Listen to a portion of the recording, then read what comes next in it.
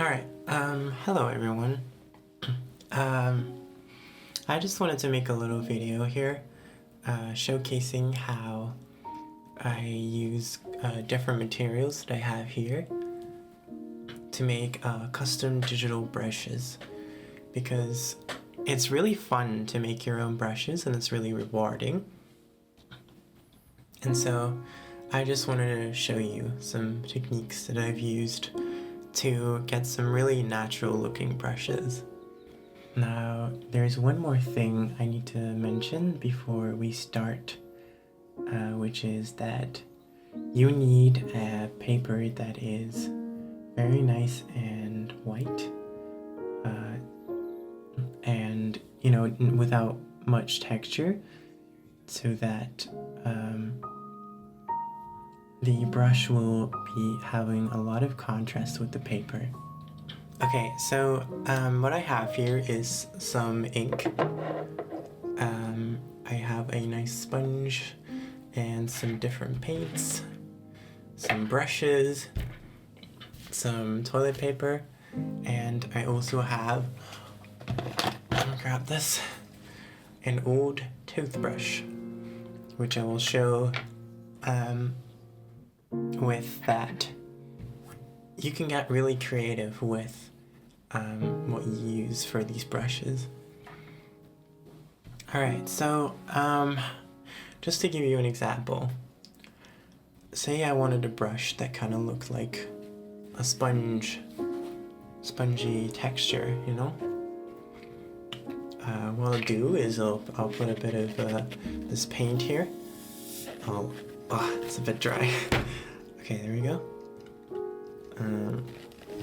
Give that a good squeeze.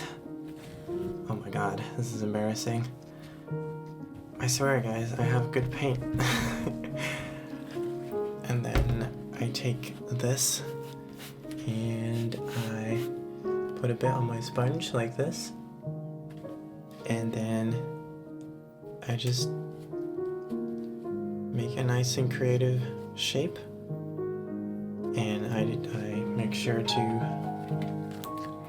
get a bit of depth in there, so maybe put like a bit extra paint on your sponge. There we go, a little bit extra, and just create depth by, there we go. And don't be afraid to, really go ham, be creative. And you have this nice brush now. And another example is when, for example, I want to have something creative, I'll take my ink bottle and I'll shake it a bit beforehand, and then when you open it up, the lid should have a nice bit of ink in there, and then you can just grab your toothbrush, which, okay, that's not really working. Let's try just doing it like this. Awkward. Let's try this ink instead, because it has a more flat lid.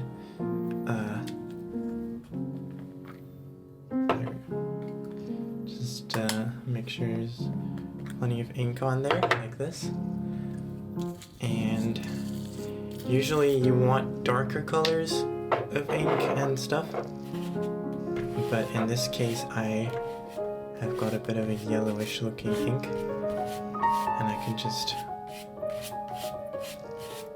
use this to make some shapes and some texture like that. Beautiful. See, now I have another really creative brush. Now on our next page here, we are going to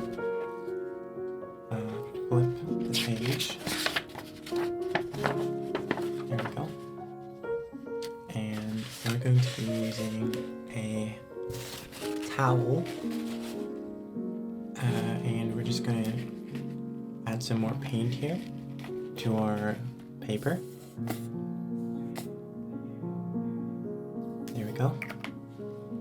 And make sure that it's a nice and dark paint once again, and make sure that it's nice and dry paint. And we're just going to dapple like this. And that'll give this a very unique crumbly look. Now we're going to want to make sure that it has somewhat of a darker center at least. That way it's, you know, a better brush, I feel. And yeah. So that's technique number 3. And now we're going to grab our phone. And it's really easy to take your phone and just take a nice and clear picture. And if you need to, you can tap onto your brush just so that it focuses. And when we check our picture here, you can see that it's nice and sharp, nice and detailed. That's what we want, ideally, to have a good brush swatch, basically. And we're going to take our other 2 brushes, and we're going to do the same thing. We're going to focus up nice and close, and, you know, any ordinary phone camera can do this. And once again, you know, nice and sharp, good image. Make sure that your camera, because sometimes it can like blur the edges a little bit, but this looks nice and sharp. And last one, make it focus, and we'll take a picture. And once again, we have a nice and sharp image. That's good. Now we can clean this up and move on to our next steps.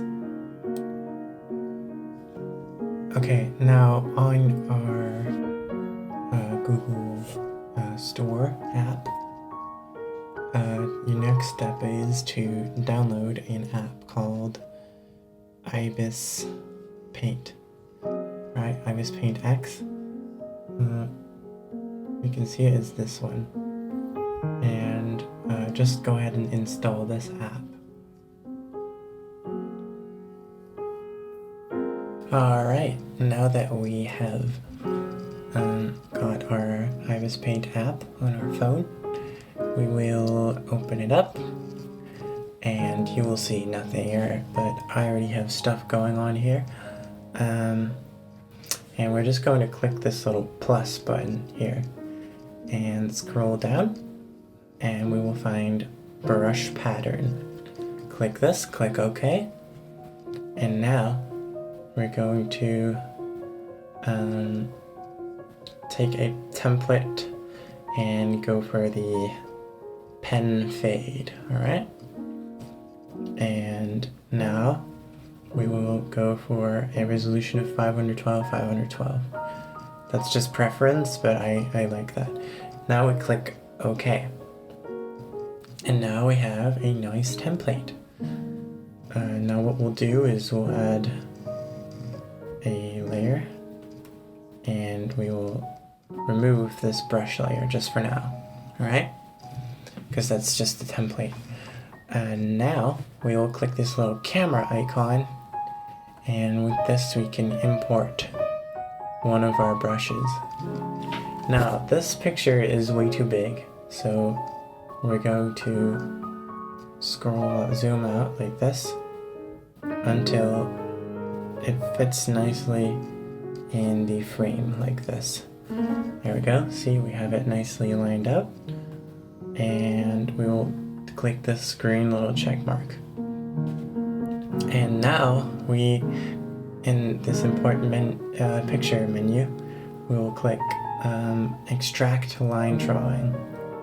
And now you can see it has made it, taken away the paper basically. And now it is up to you to mess with the black and white and middle tones in order to make it look nice. And we'll just click OK. And that's our brush right there. That's how easy this is. And now we click on this back arrow, and we will click back to my gallery, and it'll prompt us to save the brush as a custom brush. See, the brush's pattern has been uploaded. Register a brush. Okay, and then we click OK. OK again. And now when we go and make a new file, and we have a nice blank page, our brush is already automatically selected, and we have the brush. Now this looks okay, but it doesn't look great, and that is because if we click the brush menu down here, and we have our pen fade here, this is the brush that we made, we click this little arrow, and that'll get us into this menu, and here we'll go to jitter, and this will let us mess with all sorts of spacing and opacity, and most importantly, rotation, shape. We can do a lot with this menu to just make it look a lot more random. Right, so I've been messing around with this brush for a while now, and as you can see, it has become this very nicely textured thing for shading. Right, you can really shade things nicely with this. And let me show you, for example, if I had a selection. So I made a nice weird shape like this. Right, we have a nice weird shape, and I can use my brush to do the shading on it, as you can see. Right, doing a nice shading on the bottom here, a bit more, and yeah, see, it's very nice. And